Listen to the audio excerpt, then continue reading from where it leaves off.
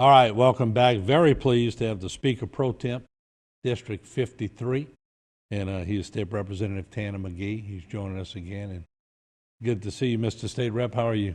Good. Thanks for having me on again, Martin. I appreciate it. Yeah, and I think we've been taking our turns with FEMA.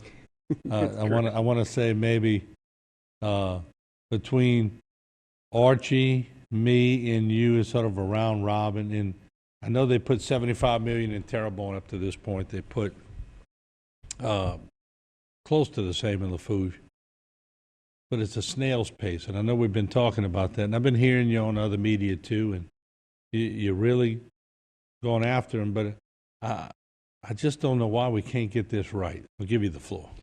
Yeah, and look, Martin, this is my first real experience dealing with FEMA from a state leader perspective, not from a personal experience. This is my first time having involved in the recovery process from that perspective. And what I've learned in the last 6 weeks is that FEMA works on its own timeline, and they're pleased by their own timeline, regardless of what the implications on the ground is. So they think if they get a trailer to you within 2 months, they did a pretty good job, because they're looking at metrics of like a California wildfire and say, well, that's what we did in California. We got you theirs at 2 months. That's fine. That's perfectly acceptable. My frustration is that every storm you and I know is different. The effects are different, and what's happening on the ground can require a different sense of urgency. And FEMA lacks that sense of urgency to meet the demands on the ground. And that's where the disconnect is. And so they will call you like, good news, we got this, and we're going to get it to you in 8 weeks. It's like, that's not good news. Yeah, good news. No, you suck. Yeah, that's the worst news I've heard all day. What are you talking about? Well, that's 1 month faster than we did it in Ohio for blah, blah, blah. I'm like, well, this isn't Ohio, and they weren't facing the same issues. And it's the same thing that I'll say this about the FEMA people on the ground. A lot of them are trying really hard. We've had great people come on our set. It's when it gets tied up in that next level, just like insurance. I'll say this. I interviewed the sheriff today. He's got 29 trailers over there by the motor pool. I think he told me he paid $27,000 or $29,000 each. They're running, people in them. He did this as an individual through a different kind of funding source. And then we get to FEMA, and they're proud because we got a few trailers trickling in. They're not hooked up yet. Nobody's in them. So I think we can do better. FEMA did not get any of those trailers in, though. So let's be very clear. What they did is they allowed the state to step in and reimburse the state. So FEMA, as we sit here today, has not actually put a single trailer on the ground in Louisiana. Really? The state of Louisiana has put trailers on the ground and are now going to be reimbursed, hopefully at some point, by FEMA. The state took it upon not upon itself. They requested from FEMA to allow them to do their own trailer program. The FEMA trailer program, they won't have trailers still, as we sit here today, until mid-November at the earliest. So and that's going to have to meet all of FEMA's. So the state, y'all, got the trailers, asked FEMA to reimburse you. They said, yeah, probably graciously said, yeah, because y'all took them out of a bind.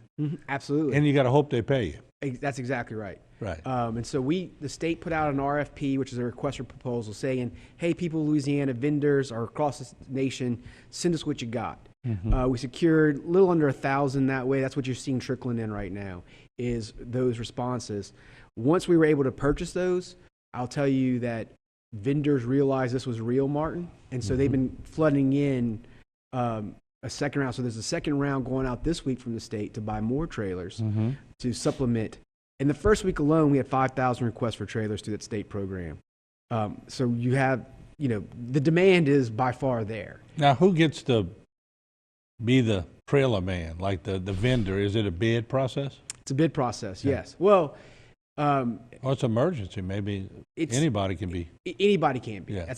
It's a bid in the sense that we're vetting them to make sure that that they are of a certain quality, of a certain reputational. No formaldehyde. Right, exactly. You just don't want anybody sending any trailers, but we're trying to buy all the ones we can get immediately and available at a reasonable price. I mean, we don't want to be price gouged either. But And you're making sure there's no brother hard deal and that kind of stuff. But at the end of the day, it's literally just having this situation where the people are saying, I got 10 trailers for X amount of price, and the state saying, sold, we'll buy them.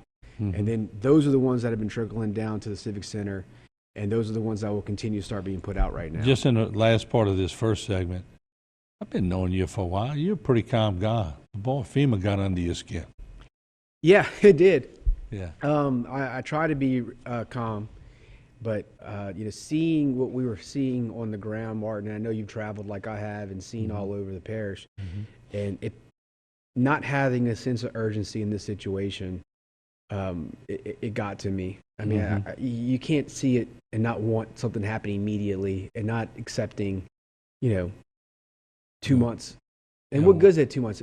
At that point, people are going to be gone. They're going to move. They're going to find something. And I also feel like that's sort of probably the FEMA strategy, is to see how long they can wait you out, so that you find another avenue to solve this problem. Well, they haven't met the doors down in Ile de Jean Charles, who ain't going anywhere. No, absolutely. They're staying. They're staying no matter what. And I think stay. that's probably new too for FEMA, seeing people refusing to leave. We talked about FEMA. Let's jump to insurance. I had the insurance commissioner on 3 times, and I asked him this week to grade the overall effectiveness of the insurance situation right here in the area. He said C-. Archie said maybe a grade lower. Gordy echoed those comments. What do you think? I would definitely give him a D- based off of what I'm seeing so far and what I'm glad you didn't teach me at Vanderbilt. Look, this is one of those ones you want to give them a good grade, and you want to give them the A, and you want to give them our B+. But people, everybody I've spoken to has been, their initial offers either haven't come yet, or they're ridiculously low, or they're just, for lack of a better term, jacking them around, and everybody's frustrated. This is what gets me. If so-and-so had $200,000 damage, and they take their deductible $10,000, so the insurance company owes them $190. They've admitted, we owe you $190. But then they want an advancement of, say, 80 or 90. Just get me going. So they throw that out to the insurance company. They come back and say, we'll give you 50. What the hell? You just said you owed the people $190. They make a counter to get some money rolling in. Then you counter the counter. It's ridiculous. And look, I'll tell you how it was explained to me by some attorneys in Lake Charles who just went through all this with hurricane lore. They said they estimated the private insurance claim in Lake Charles to be $9 billion.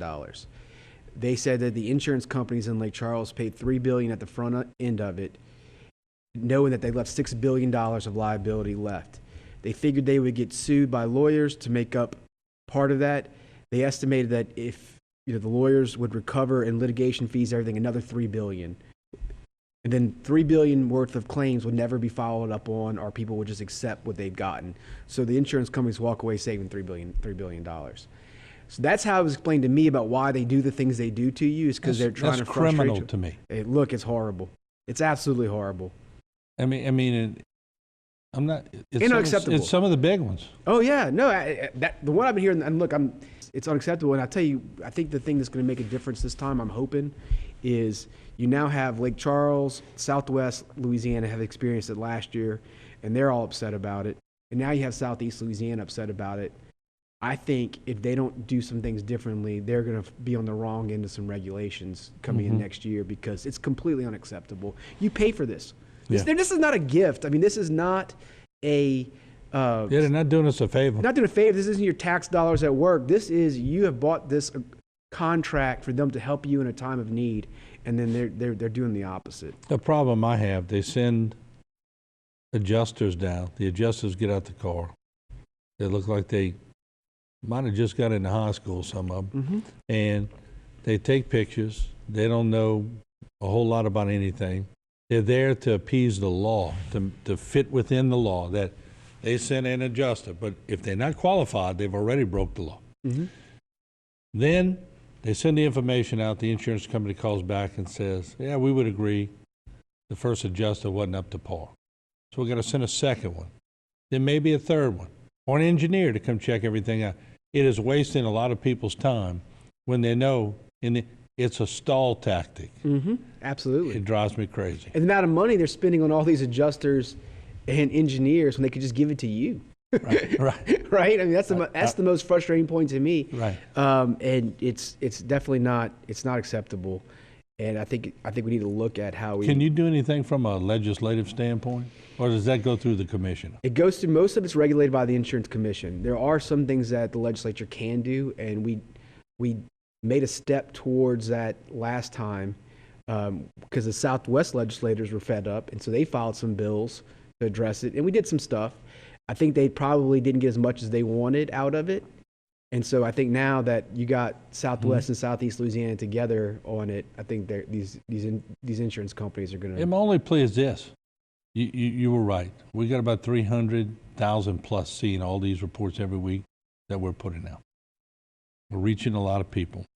They still have a chance to do the right thing. Absolutely. Do the right thing, and you may be able to win some people over, but I promise you, if you screw over people in our area and in Lake Charles, we talk more than Lake Charles.